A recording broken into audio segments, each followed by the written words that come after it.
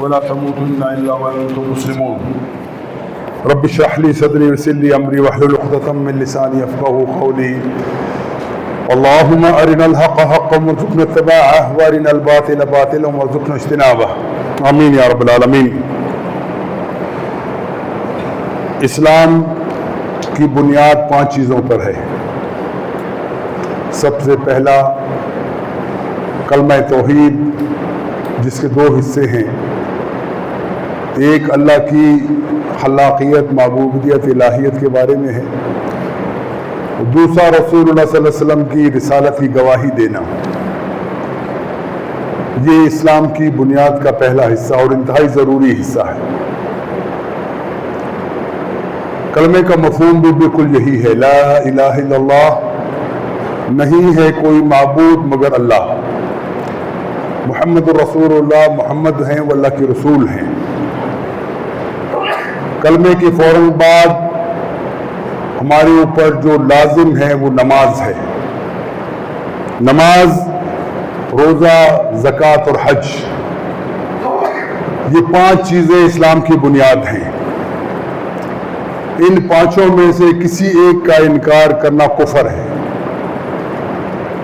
کلمہ توحید پڑھنے کے بعد اسلام کے دائرے کے اندر انسان داخل ہو جاتا ہے، اور اس کے فوراً بعد یہ 5 چیزوں کا شعور رکھنا، ادراک رکھنا، ان کے اوپر عمل پیرا ہونا ہر مسلمان کے لیے لازم ہے، ضروری ہے، ورنہ وہ کلمے کی جو اہمیت ہے اس کو بھی کھو بیٹھے گا۔ کلمہ توحید کے بعد اہم ترین جز نماز ہے۔ نماز کے بارے میں رسول اللہ صلی اللہ علیہ وسلم نے انتہائی تاکید کی ہے، اور قرآن کے اندر سینکڑوں مرتبہ نماز کا تذکرہ، نماز کی فرضیت، نجات کی نماز کی اہمیت کا تذکرہ کیا گیا ہے۔ اور نماز کے بارے میں یاد رکھ لیجئے کہ رسول اکرم صلی اللہ علیہ وسلم کا معمول یہ تھا کہ جس وقت بھی اذان کا وقت ہوتا، حضرت عائشہ رضی اللہ تعالیٰ فرماتی ہیں کہ اللہ کے رسول ہمیں یوں چھوڑ کے چلے جاتے جیسا ہم سے ان کا تعلق ہی نہیں۔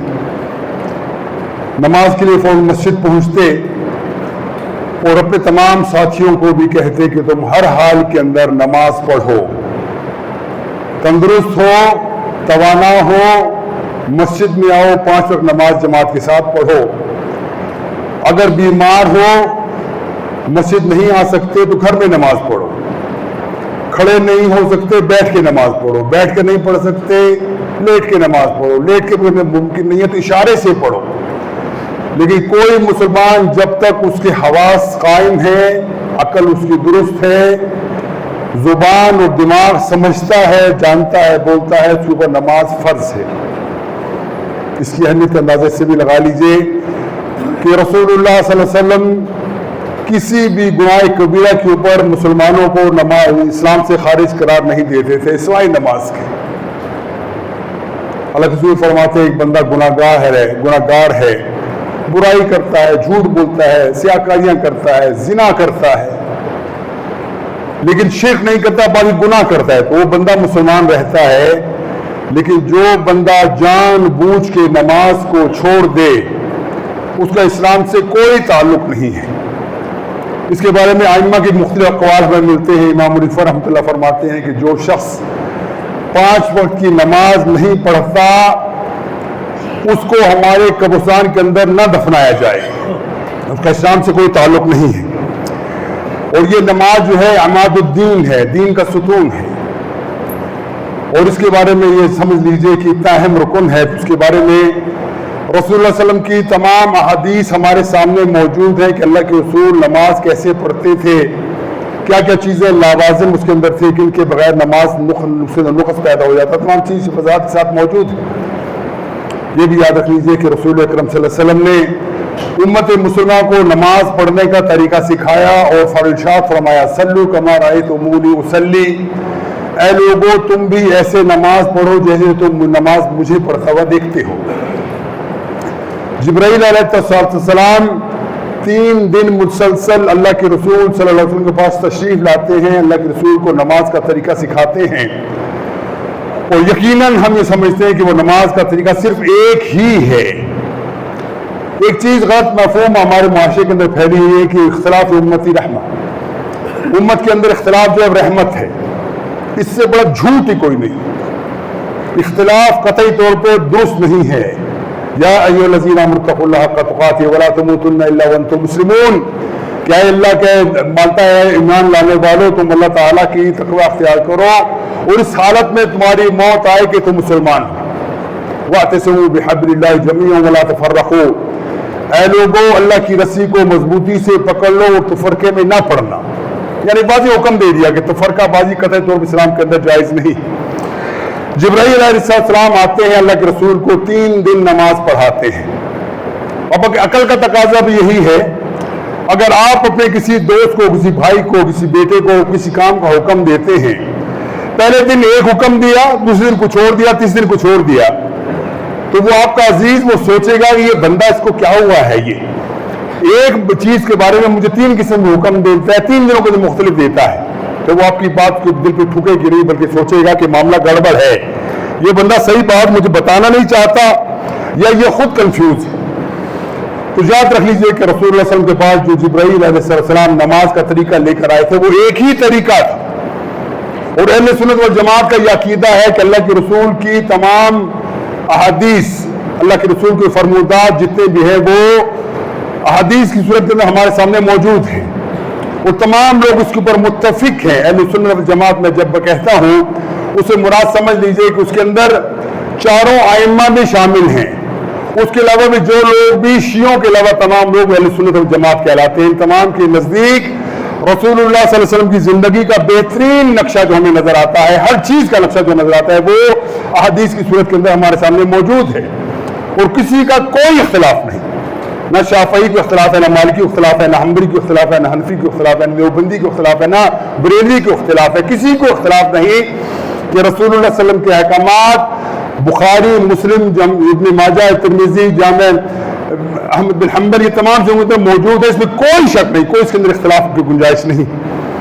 कोई बंदा अगर देखना चाहे कि अल्लाह के रसूल का नमाज का तरीका क्या है तो उसको क्या करना चाहिए, पहले वो देखे कि रसूल अकरम तवातुर के साथ हमारे सामने क्या चीज आती है, और दूसरा अल्लाह के रसूल के जो फरमादात हमारे सामने है उसके अंदर अल्लाह के रसूल ने नमाज का तरीका क्या सिखाया है, वो एक ही तरीका है जो मरहूम है, जिसके शवाहिद मौजूद है। और जब हम इसके बारे में होते हैं तो हमें यह एहसास होता है कि हमें अल्लाह के रसूल की तरीका जो हमें समझ आता नहीं, या हमें फिरका वारी के अंदर इतने बढ़ गए हैं कि हम समझते हैं कि अल्लाह के रसूल की बात को मानना, वैसे मानना बड़ी बात है, कोई ऐसा नहीं कहता, लेकिन हकीकत यही है कि जब अल्लाह के रसूल के अहकामात सामने आते हैं, अहादीस सामने आती है, तो हम समझते हैं और हमें यह पढ़ाया जाता है कि तुम अपने इमाम के साथ चिमट जाओ। ये बहुत बड़ा जुर्म है, याद रख लीजिए। रसूल अकरम सल्लल्लाहु अलैहि वसल्लम के होते हुए, उनके अहकामात के होते हुए, उनकी हदीस, उनके तमाम पैगाम को हमारे सामने होते हुए, जिसके अंदर किसी को कोई शक व शुबह नहीं है, फिर अगर कोई बंदा कहे कि मैं अल्लाह के रसूल की बात को नहीं मानता क्योंकि मेरे इमाम ने नहीं कहा, तो ये जुर्म यकीनन का नाकाबिल माफी है, याद रख लीजिए। और याद रख लीजिए उम्मत मुसलमान को जोड़ने का तरीका भी सिर्फ एक ही है। मैं मिसाल दिया करता हूं, शायद बात समझ आ जाए कि कोई बंदा कहता है मेरा इमाम सबसे अच्छा है, अच्छी बात है, तुम कहते रहो, लेकिन तुम्हारे इमाम का इनकार कोई और बंदा कर दे, क्या वो बंदा मुसलमान रहेगा, मुसलमान इस्लाम से खारिज हो जाएगा? नहीं, कतई तौर पर नहीं होगा। शाफई मालिकी को नहीं मानता, मालिकी हम्बली को नहीं मानता, हम्बली जो है वो हनफियत को नहीं मानता, तो कोई बंदा भी इस्लाम से खारिज नहीं होगा, तमाम लोग मुसलमान ही रहेंगे।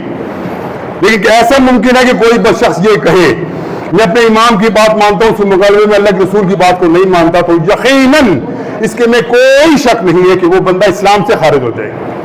अल्लाह के रसूल वो वाहिद जात हैं जिसके ऊपर तमाम उम्मत मुसलमान मुत्तफिक है कि ये हमारे हादी हैं, हमारे मुर्शिद हैं, इनकी जिंदगी हमारे लिए मशअल राह है। लक़द काना लकुम फ़ी रसूलिल्लाहि उस्वतुन हसना, यकीनन अल्लाह के रसूल की जिंदगी हमारे लिए मशअल राह है, हमारे लिए नमूना है, हमारे लिए उसवा है। लेकिन इसको अमली तौर पर हम कैसे लेके आएंगे जब हमारे दिल के अंदर ये तमन्ना पैदा हो जाए कि हम अल्लाह के रसूल की बात को मानने के लिए, उसके मुताबिक अमल करने के लिए हम दिली तौर पे आमादा हो जाएं। और याद रखिए, मैं हमेशा कहा करता हूं कि रसूल अकरम सल्लल्लाहु अलैहि वसल्लम की बात जब हमारे सामने आती है तो हमें हर चीज के अपने दिमाग को एक तरफ रख दीजिए, अपने अफकार को एक तरफ रख दीजिए, अकल को एक तरफ रख दीजिए। अल्लाह के रसूल की बात आ गई, बस मान लीजिए उसको, और किसी के बारे में कोई शख्स ना समझे कि ये काम कोई मुश्किल काम है। मुश्किल काम नहीं है, निहायत आसान काम है। वो ना आसान क्या है कि अल्लाह के रसूल की नमाज का तरीका सीखना हो। कुरान के बाद अल्लाह के रसूल की हदीस को निकाल लीजिए, पढ़ना शुरू कर दिए, एक एक चीज बिल्कुल मारूफ है। اور عظیم بات یہ ہے کہ اللہ کے رسول کی نماز کا طریقہ سیکھنا ہو، بخاری لے لیجئے، مسلم لے لیجئے، اٹھا کے دیکھ لیجئے، پڑھ لیجئے، ابواب میں مقرر ہیں، تمام ابواب مقرر کہ نماز کے اندر قیام کے اندر آپ کو کیا کرنا ہے، رکوع کے اندر کیا کرنا ہے، سجود میں کیا کرنا ہے، تشہد کے اندر کیا کرنا ہے، ایک ایک چیز موجود ہے، اور بعض تو عام طور پہ موجود ہے، ہر بندہ سمجھ سکتا ہے، پڑھ سکتا ہے، لیکن دل میں اگر تڑپ ہوگی تو بندہ کرے گا، اگر دل میں تڑپ نہیں ہوگی تو بندہ پھر کہے گا جیسے میں اس راستے پہ چلا جو میرے ماں باپ کا راستہ ہے وہی راستہ صحیح ہے۔ بھائیو یہی بات جب اللہ کے رسول نے دعوت لے کر آئے تھے، اپنی قوم کے اندر لے کر آئے تھے، ان سے کہتے تھے کہ اے لوگو جس راستے پہ تم چل رہے ہو تمہارے پاس کے لیے دلیل کیا ہے، اور اگر تمہارے پاس دلیل ہے جو بودی ہے تو وہ قابل قبول نہیں ہے، جیسے تم وہی بات مانو جو اللہ کہتا ہے، وہی بات مانو جو اللہ کے رسول میں کہتا ہوں، وہی بات مانو، کامیاب ہو جاؤ گے، اس کے علاوہ کوئی کامیابی کا راستہ تمہارے سامنے موجود نہیں۔ لیکن لوگ کہتے تھے نہیں، محمد صلی اللہ علیہ وسلم ہم اپنے ماں باپ کے طریقے پہ چلتے ہیں، ہمارے ماں باپ بے شک جیسے بھی تھے ہم ان کی بات کو چھوڑنے کو تیار نہیں ہیں، یہی بات آج کہی جاتی ہے۔ ہم آپ کے سامنے حدیث رکھتے ہیں، صحیح حدیث رکھتے ہیں، مسلم بخاری کی حدیث رکھتے ہیں، صحیح ترین حدیث رکھتے ہیں، جس کے بارے میں آپ کے تمام مولوی بھی کہتے ہیں یہ بات 100% سچی ہے، لیکن ہم ماننے کو تیار نہیں ہوتے۔ کیوں نہیں مانتے؟ ہمارے امام نے نہیں کہا۔ اور امام کے بارے میں بتا دوں، چاروں ائمہ اللہ ان کو جنتوں میں لے جائے، ان کی درجات بلند کرے، وہ یقیناً جنتی ہیں، وہ اللہ کے رسول کی اتباع کرنے کا جذبہ لوگوں میں موجود تھا۔ سب نے اپنی زندگی میں اپنی کتب کے اندر یہ کہہ دیا اے لوگو تم بھی وہیں سے لو جہاں سے ہم لیتے ہیں۔ امام مالک رحمۃ اللہ علیہ فرماتے ہیں کیونکہ وہ مدینہ میں پیدا ہوئے، مدنی تھے، وہ کہتے تھے کہ یہ قبر والا ہم نے بھی اس سے لیا، تم بھی اس سے لو، نہ میری بات مانو، نہ اوزائی کی مانو، نہ کسی اور کی مانو، بلکہ تم بھی وہی بات مانو جو یہ قبر والا کہتا ہے، یہی تمہاری فلاح اور فلاح کا عظیم راستہ ہے، اور یہی راستہ تمہیں نیکی کی طرف لے کے جانے والا ہے۔ یہ بات اگر ہمارے دل کے اندر جم جائے، درست ہو جائے، تو یقیناً امت مسلمہ تمام قسم کے فروغی اور تمام قسم کے گوئی خلافات سے نکل کے ایک جگہ پلیٹ فارم پہ آ سکتی ہے۔ پلیٹ فارم کیا ہے؟ اللہ کی کتاب اور رسول اللہ صلی اللہ علیہ وسلم کی فرمان۔ اللہ کے رسول صلی اللہ علیہ وسلم نے فرمایا تم میں سے کوئی شخص گمراہ نہیں ہو سکتا۔ دیکھیے بات کس کی ہے؟ اللہ کے رسول کی ہے، اس سے سچی بات اور کس کی ہوگی؟ تم میں سے کوئی بندہ گمراہ نہیں ہو سکتا، تمہاری ہدایت کے لیے چیز کافی ہے، تمہاری ہدایت کے لیے چیز کافی ہے۔ 3 مرتبہ 3 چیز فرمایا، تمہاری ہدایت کے لیے کافی ہے۔ وہ کیا ہے؟ کتاب اللہ، ایک اللہ کی کتاب ہے، وہ دوسرا سنت، دوسرا میرا سنت کا طریقہ ہے۔ جو ان چیزوں میں عمل پیرا ہو جائے گا وہ یقیناً کامیاب ہو جائے گا۔ اب اسے دیکھیے آپ کے پاس یہ 2 چیزیں آپ اپنے بلے باندھ لیں، گرے باندھ لیں کہ ہمیں یہ 2 چیزوں پر عمل پیرا ہونا ہے، اللہ کی کتاب کی بات ماننا ہے، رسول اکرم صلی اللہ علیہ وسلم کے احکامات کو سمجھنا ہے، اس کے اوپر عمل پیرا ہونا ہے، تو یقیناً ہمیں سمجھتے ہیں کہ اللہ تعالیٰ کے فضل و کرم سے ہم اس اصل راستے کے اوپر ہم نکل چلیں گے جو اصل میں کامیابی ہی کا راستہ ہے۔ امت مسلمہ کو جوڑنے کا صرف ایک ہی طریقہ ہے بھائی، اور کوئی طریقہ نہیں ہے۔ کوئی شخص اپنے گروہ کی طرف بلائے، اپنے مسلک کی طرف بلائے، اپنے طریقے کی طرف بلائے، ہر شخص اختلاف کر سکتا ہے، لیکن جو شخص کہے کہ میرا امام امام اعظم ہے، امام اعظم کون؟ سب سے بڑا امام، جس سے بڑا امام کوئی نہیں ہے۔ وہ امام کون ہے؟ وہ محمد بن عبداللہ صلی اللہ علیہ وسلم کی ذات ہے، جن سے عظیم کوئی بھی نہیں۔ اگر کوئی شخص واقعی اللہ کے رسول صلی اللہ علیہ وسلم کو امام اعظم سمجھ لے، مان لے، ان کی باتوں کو عمل پیرا ہونے کے لیے تیار ہو جائے، یقین کرو کامیابی کے زینے پہ وہ چڑھ گیا۔ اور امت مسلمہ کو جوڑنے کا یہ بھی آج ہے، میں کچھ چیزیں ایسے بھی کہا کرتا ہوں جو ہمارے مثال کی ہمیں سمجھنا سے آسان ہوتا ہے۔ امت مسلمہ ایک وحدت ہے، پوری دنیا کے امت جو امت مسلمہ وہ ایک وحدت ہے، وہ بھائیوں کی طرح۔ اللہ کے رسول نے فرمایا امت مسلمہ بالکل ایسا ہے جیسے ایک بلڈنگ ہوتی ہے، بلڈنگ کے اندر مختلف چیزیں مل کے بنتی ہیں، وہ بلڈنگ اکیلی اکائی ہے لیکن وہ بلڈنگ کیسے ہے؟ اس کے اندر مختلف چیزیں مل کے وہ بنتی ہے، اینٹ ہے، پتھر ہے، گاڑیاں، تمام سے مل کے بلڈنگ بنتی ہے، اور اس بلڈنگ کے اندر ہر شخص اپنا اپنا کردار ادا کرتا ہے۔ تو بھائیو یاد رکھو امت مسلمہ کو ایک راستے پہ لانے کے لیے بنیاد جو میں آپ کو بتائی وہ 2 چیزیں پکڑ لیں گے تو اللہ تعالیٰ کی فضل و کرم سے ہم ایک راستے پہ یقیناً آ جائیں گے۔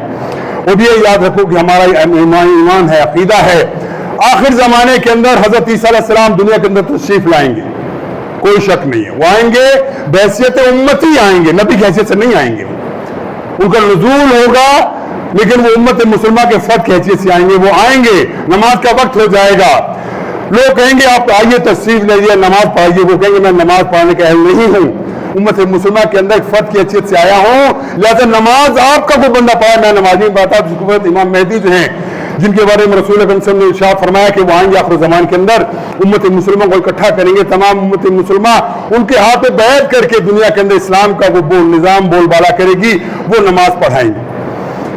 اب یہ سوچیے اگر ہم سمجھیں کہ ہمارے امام درست ہیں، تمام راستوں کا اماموں کا راستہ درست ہے، تو یہ اختلاف کی سب سے بڑا وجہ یہی ہے۔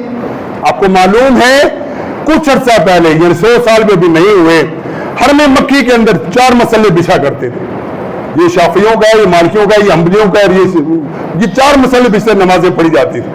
وجہ کیا تھی کہ ہر بندہ، ہر مسلک والا سمجھتا میں دوسروں باقی سب غلط۔ لیکن امت مسلمہ کا حال کیا تھا، اللہ کے رسول کے زمانے کا حال دیکھ لیجئے۔ ایک امام ہے، ایک اذان کے اوپر سب اکٹھے ہوتے ہیں، پیچھے آتے ہیں، نماز پڑھتے ہیں۔ ان کا نماز کا طریقہ آج بھی مرقوم ہے، جو طریقہ ہمیشہ ہم کہا کرتے ہیں بھائیو تھوڑی سی غور کر لو، تھوڑی سی محنت کر لو، تعصب کی اینک اتارو، اپنے آپ کو سمجھ لو کہ ہماری کامیابی کا راستہ اللہ کے رسول کا طریقہ ہے۔ اگر یہ تمہارے دل کا یہ نقطہ سما گیا کہ ہم اس راستے پہ چل کے اللہ کے رسول کے ساتھ اپنے تعلق کو جوڑ کے قیامت والے دن ہم سرخرو ہو جائیں گے، تو یقین سب معاملے حل ہو جائیں گے۔ یاد رکھیے کہ اللہ کے رسول کی بازی حدیث ہے، بہت مشہور حدیث ہے، من عمل عملا ولیس علیہ امرنا فہو رد۔ یہ بڑی عظیم حدیث ہے، آپ سمجھ لیجیے۔ اللہ کے رسول فرماتے ہیں کوئی بندہ کوئی بھی نیکی کا کام کرتا ہو، کوئی اچھائی کا کام کرتا ہو، کوئی بھلائی کا کام کرتا ہو، اگر اس کے پیچھے میرے امر نہیں ہے، میرا حکم نہیں ہے، میری ہدایات نہیں ہے، فہو رد، وہ مردود ہے، اس کو کوئی بھاؤ نہیں ڈالا جائے گا۔ اب اللہ کے رسول کا طریقہ کیا ہے؟ قرآن سمجھ لیجئے، اللہ کے رسول کے فرمان کا حدیث میں سمجھ لیجئے، اور یقیناً وہی راستہ ہے حق کا راستہ، وہی راستہ ہے جو امت کو مسلمان کو جوڑنے کا راستہ ہے۔ اس کے لیے ہمیشہ ندا لگائی جاتی ہے، اس اسٹیج سے، اس ممبر سے ہمیشہ ہم نے کوئی فرقہ واریت کی بات نہیں کی۔ فرقہ کیا ہے؟ جو اپنے اصل سے ہٹ جائے۔ اصل کیا ہے؟ قرآن و حدیث اصل ہے، باقی اس کے علاوہ دنیا چیزیں علیحدہ کی بنائی ہوئی ہیں، ہم اس کے بارے میں کسی کو فتوے کی زبان استعمال نہیں کرتے۔ لیکن کاش کہ ہمارے دلوں کے اندر یہ تڑپ پیدا ہو جائے کہ ہم اللہ کے رسول سے محبت اپنے دل سے کریں، اپنی جان سے زیادہ کریں، اور جس سے محبت کریں گے اس کا طریقہ بھی ہمیں پسند آئے گا۔ اور اگر اس کا ہمارا طریقہ ہمیں پسند نہیں آتا، یہ کوئی وجہ ہمارے ذہن کے اندر شیطان میں ورغلاتا ہے کہ فلاں کام یوں کر لو، اس میں بھی راضی ہو جائے گا اللہ، یاد رکھو اس کے پیچھے دلیل ہونا چاہیے کہ آپ جو کام کرو اس کی دلیل کیا ہے۔ امت مسلمہ کو جوڑنے کا طریقہ صرف یہی ہے کہ رسول اللہ صلی اللہ علیہ وسلم کی زندگی کو اپنے سامنے رکھیں، ان کا مطالعہ کریں، اس کے مطابق زندگی گزارنے کی بھرپور کوشش کریں۔ یہی راستہ ہے جو ہمیں یقین اللہ کی طرف لے کے جائے گا۔ اور اس کے بعد قرآن اس بارے میں کہتا ہے وَمَا آتَاكُمُ الرَّسُولُ فَخُذُوهُ، اے لوگوں جو اللہ کے رسول آپ کو عطا کر دیں اس کو پکڑ لو، وَمَا نَهَاكُمْ عَنْهُ فَانْتَهُوا، اور جس چیز سے منع کر دیں اس سے منع ہو جاؤ۔ یہ وہ کامیابی کا راستہ ہے، جس راستے پہ چل کے ہم آخرت اور دنیا اور آخرت دونوں کو اپنے لیے کامیاب بنا سکتے ہیں۔ لیکن ہر سے آخر کیا ہوگا؟ رسول اللہ صلی اللہ علیہ وسلم کو اپنا مدعا سمجھ لیں، ان کو اپنا آخری حرف سمجھ لیں، ان کو اپنا پیشوا سمجھ لیں، اپنا مرشد سمجھ لیں، ان کی زندگی کو اپنے لیے مشعل راہ بنائیں۔ یہی راستہ کامیابی کا راستہ، اس کے علاوہ تمام راستے گناہگاری کے راستے ہیں، بھٹکاوے کے راستے ہیں، بھلائی کے بھول بھلیاں، اس کے اندر بندہ پھنس کے رہ جاتا ہے۔ امت مسلمہ کے لیے آج بھی یہ ندا لگائی جاتی ہے، اے لوگوں آؤ اللہ کے رسول کے ساتھ چمٹ جاؤ، اے لوگوں آؤ اللہ کے رسول سے محبت کا تقاضا یہ نہیں ہے کہ صاحب تم اللہ کے رسول کا نام آئے تم انگوٹھے چھونا شروع کر دو، اللہ کے رسول کا نام آئے تمہاری آنکھیں جھول جائیں۔ یقیناً یہ عظیم بات ہے، اللہ کے رسول کا نام آئے تمہارے چہرے سے آثار سے نظر آئے کہ یہ اللہ کے رسول سے محبت کرنے والا ہے۔ اور یاد رکھو رسول اکرم صلی اللہ علیہ وسلم کا فرمان ہے وہ شخص بدبخت ہے، وہ شخص بدقسمت ہے جس کے سامنے میرا نام لیا جائے وہ پھر میرے اوپر درود نہ بھیجے۔ جب یہ اللہ کے رسول کا نام آئے، لمبا نہیں صلی اللہ علیہ وسلم، یہ ضرور پڑھا جائے جب نام محمد علیہ السلام آئے اللہ کے رسول کے اوپر درود ضرور بھیجیے۔ یقیناً اس میں کوئی شک نہیں ہے، یہ عظیم ترین بات ہے۔ لیکن اصل مقام اللہ کے رسول کا کیسے تعین ہوگا کہ جب ہمارے سامنے اللہ کے رسول کی حدیث آ جائے، ہمارے سامنے اللہ کے رسول کے فرامین آ جائے، ہمارا دل جھک جائے، ہمارا زبان کم ہو جائے، اللہ کے رسول کی بات کو ماننے کے لیے ہم تیار ہو جائیں۔ آسان راستہ ہے، کوئی مشکل راستہ نہیں۔ ہم سب کا حال ایسا ہی تھا، ہم بھی ایسے ہی دیکھتے تھے لوگوں کو، لوگ کیا کہتے ہیں، کوئی کیا کہتا ہے، کوئی مولوی حضرات اپنی اپنی مخدفیاں بجاتے تھے، اور ذہن کے اندر یہ چیز آتی ہے کہ کس طرف جائے بندہ، عام آدمی پریشان ہوتا ہے کس طرف جائے، کس کی بات مانے، کون درست ہے کون صحیح ہے، کون صحیح راستے پہ چل رہا ہے کون غلط راستے پہ، سمجھ نہیں آتی، بندہ کنفیوز ہوتا تھا۔ لیکن دل میں جب ایک بات ڈالی گئی، تم اگر چاہتے ہو تمہاری اصلاح ہو، تم اگر چاہتے ہو تمہاری دنیا و آخرت دونوں سنور جائیں، اللہ کے رسول کی زندگی کا مطالعہ کرو، اللہ کے رسول کے دامن کے ساتھ چمٹ جاؤ، اور جب یہ چمٹ جاؤ گے اللہ تعالیٰ تمہارے تمام راستے کھول دے گا۔ اللہ کے رسول سے محبت کرو، محبت کا تقاضا کیا ہے کہ اللہ کے رسول کی بات کو ماننے کے لیے ہر وقت تیار ہو جاؤ، اور رسول اکرم صلی اللہ علیہ وسلم کی بات کو ماننے کے لیے کوئی تمہارا سی کچھ تو پیش نہ ہو، یہ دائیں بائیں کی کوئی بات تم کے سامنے اللہ کے رسول کی بات سامنے آ گئی اس کو عمل پیرا ہو جائے۔ اور میں ہمیشہ کہا کرتا ہوں بھائیو، اگر واقعی ہمارے دل کے اندر اللہ کے رسول سے محبت ہے، ان کی سنتوں کو ہم اپنے لیے محبوب سمجھیں گے، ان کی سنتوں کے لیے ہم اپنی جان قربان کرنے کو تیار ہو جائیں گے۔ اور یہی طریقہ تھا صحابہ کا۔ صحابہ نے دیکھا جب رسول نے کوئی ایک بات کہہ دی، ایک مرتبہ سن لی، اس کے بعد ممکن نہیں کہ کوئی صحابی کسی اور کو دیکھ سکے، کوئی بات کر سکے، اللہ کے رسول کی بات کو دل پر جان گزی کر لیتا اور پکڑ لیتا اور سمجھ لیتا کہ یہی ہمارا راستہ ہے تقرری کی۔ آج ہمارا حالات مختلف کیوں ہو گئے؟ اللہ کے رسول کی بات ہمارے سامنے آتی ہے، ہمارے دل پگھلتے نہیں، ہمیں بتایا جاتا ہے کہ اللہ کے رسول کی بات ماننے کے لیے تھوڑا سا ٹائم نکالو، کوئی مشکل کام نہیں ہے، ایک زمانہ تھا مشکل کام، اب تو ہر چیز کا ترجمہ موجود ہے۔ ہمیشہ میں کہا کرتا ہوں قرآن کا ترجمہ موجود ہے، عام فہم ہے، دنیا کی ہر زبان کے اندر موجود ہے، رسول اکرم صلی اللہ علیہ وسلم کے فرامین موجود ہیں، ترجمے کے ساتھ موجود ہیں، ہر زبان کے اندر موجود ہے۔ کیا پریشانی ہے کہ اللہ کے رسول کی بات کو سمجھنے کے لیے ٹائم نہیں نکالتے؟ تھوڑا سا وقت نکال لو بھائیو۔ میں ہمیشہ کہا کرتا ہوں بھائیو، ہمارے لیے اپنے لیے کرو۔ ہمارا مقصد کیا ہے؟ آپ کو میں کہوں گا حق بات، اللہ کی رسول اگر تیسری بات کرے تو اللہ ہماری زبان پہ چھالے پڑ جائیں گے، بات کرتے ہی سوال پہ سوچتے نہیں ہے۔ آپ کی اللہ کے رسول کی بات آپ کو بتلائیں گے، پوچھو 1000 مرتبہ ہم سے پوچھو، ہم آپ کو بتلائیں گے۔ اور اگر وقت ہے بخاری لے لو، مسلم لے لو، پڑھو اپنے گھر کے اندر، ایک ایک باب نکالو، کوئی مسئلہ اختلافی آتا ہے تمہیں سمجھ نہیں آتا نکالو، اردو کے اندر سمجھ آپ کو آ جائے گی کیا کرنا ہے اور کیسے کرنا ہے، اور کوئی اس کے اندر مشکل نہیں۔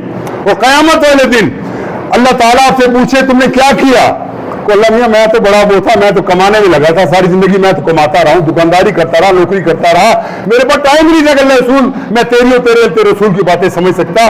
یہ کبھی تمہاری بات تمہارے حق میں نہیں جائے گی، تمہاری مخالفت میں جائے گی کہ جس کے لیے تمہیں پیدا کیا گیا تھا اس کام کو تم نے چھوڑ دیا۔ رسول اللہ صلی اللہ علیہ وسلم سے محبت یقیناً ہمارے ایمان کا حصہ ہے، لیکن اس کو محبت کا مطلب یہ ہے کہ ان کی زندگیوں پر ایک ایمان کے اوپر عمل کرنے کے لیے ہم دلی آمادگی کا اختیار کریں، اور یقیناً امت مسلمہ کو جوڑنے کے لیے ایک یہی راستہ ہے کہ ہم اللہ کے رسول کے ساتھ اپنے آپ کو جوڑ لیں، زندگی کے ہر مل کے اندر اللہ کے رسول صلی اللہ علیہ وسلم کی زندگی کو اپنے سامنے رکھیں، اس کے مطابق زندگی گزاریں، اور یہی کامیابی کا راستہ ہے، یہی کامانی کا راستہ ہے۔ اسی راستے پہ چل کے انشاءاللہ قیامت والے دن ہم اللہ تعالیٰ کے ساتھ اپنی خوشنودی کا ہم ایک پروازہ ہم لے کے آ سکیں گے۔ آخری بات، رسول اللہ صلی اللہ علیہ وسلم میدان حشر کے اندر تشریف فرما ہوں گے، دور سے آتے ہوئے لوگوں کو دیکھیں گے، اللہ کے رسول بڑی خوشی کا اظہار کریں گے کیونکہ امت مسلمہ کے چہرے چمک رہے ہوں گے، آزاد چمک رہے ہوں گے، وضو کی وجہ سے پیشانیاں چمکیں گی، ہاتھ چمکیں گے ان کے، اللہ کے رسول پہچان جائیں گے کہ یہ میری امت کے لوگ ہیں، اللہ کے رسول خوشی کا اظہار فرمائیں گے۔ اب وہ قریب پہنچے نہیں ہوئے کہ فرشتے آ جائیں گے، اللہ کے رسول آپ کو معلوم ہے یہ آپ کی امت مسلمہ تو یقیناً ان کی فرض یقیناً ہے، لیکن آپ کے بعد انہوں نے آپ کو چھوڑ دیا تھا، آپ کے ہدایات کو چھوڑ دیا تھا، اپنے احکامات کو چھوڑ دیا تھا، آپ کے ہدایات سمجھنے کے لیے انہوں نے کبھی محنت نہیں کی، کوشش نہیں کی، ان لوگوں نے نئی نئی چیزیں دین کے اندر پیدا کر دی۔ میں ہمیشہ کہا کرتا ہوں بھائی اللہ کے واسطے یہ سوچو، عقل سے تھوڑا سا کام لے کے سوچو، آج اگر اللہ کے رسول ہمارے سامنے دنیا کے اندر تشریف لے آئے، مثال دی جاتی ہے، کیا وہ ہمیں پہچان پائیں گے بھائی تم کون ہو؟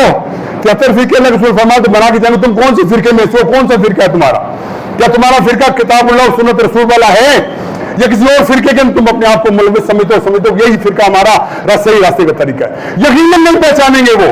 میں تو تمہیں چھوڑ کے نہیں گیا بھائی، تم جو ہمارے سامنے نظر آتے ہو، میں تو ان چیزوں کو نہیں جانتا، تمہارے فرقوں کو نہیں جانتا، تمہارے مسالک کو نہیں جانتا، تمہاری کتابوں کو نہیں جانتا، میں تو یہ جانتا ہوں کہ میں تمہارے سامنے اپنی ہدایات چھوڑ کے گیا تھا، میں تو یہ جانتا ہوں تمہارے سامنے اللہ کی کتاب چھوڑ کر گیا تھا، اس کے مطابق تم نے زندگی کام کیوں نہیں کیا؟ اگر کیا، جتنا کیا اللہ تعالیٰ کے اندر وہ مقبول ہے، جو رہ گیا آپ نے کوشش ضرور کی، اللہ تعالیٰ پھر بھی آپ کو قبول کرے گا۔ تو میں بتا رہا کہ اللہ کے رسول صلی اللہ علیہ وسلم تشریف فرما ہوں گے، لوگ آتے ہوئے نظر آئیں گے اور ان کے اعضاء کی وجہ سے اللہ کے رسول پہچان جائیں گے کہ یہ میری امتی ہیں، یک درمیان میں دیوار حائل کر دی جائے گی، اللہ کے رسول کو کہا جائے گا یا رسول اللہ آپ ان لوگوں کو نہیں جانتے، یہ آپ کا کلمہ تو ضرور پڑھتے تھے لیکن وہ اپنے دین کے اندر نئی نئی چیزیں پیدا کر دی تھی، نئی نئی چیزیں پیدا کر کے اس کے اوپر عمل پیرا تھے۔ اللہ کے رسول صلی اللہ علیہ وسلم کا چہرہ متغیر ہو جائے گا، وہ کہیں گے سحقن سحقن من غیر بعدی، ان کو مجھ سے دور لے جاؤ، تو مجھ سے دور کام کیا ہے، ان کے درمیان دیوار حاصل کر دی جائے گی، ان کو جہنم میں دھکیل دیا جائے گا۔ وہ لوگ کون ہوں گے جنہوں نے اپنے اپنے معاملے اپنے طریقے بنا لیے، اپنے مسالک بنا لیے، اپنے اپنے مذاہب تراش لیے، اللہ کے رسول کی صحیح باتوں کو چھوڑ دیا، اور کسی کے پاس یہ دلیل نہیں ہوگی کہ مجھے معلوم نہیں، खास कर आजकल के ज़माने के अंदर हमारे पढ़े लिखे लोग जो हमारे पास मौजूद हैं, वो ये नहीं कह सकेंगे हमें मालूम नहीं।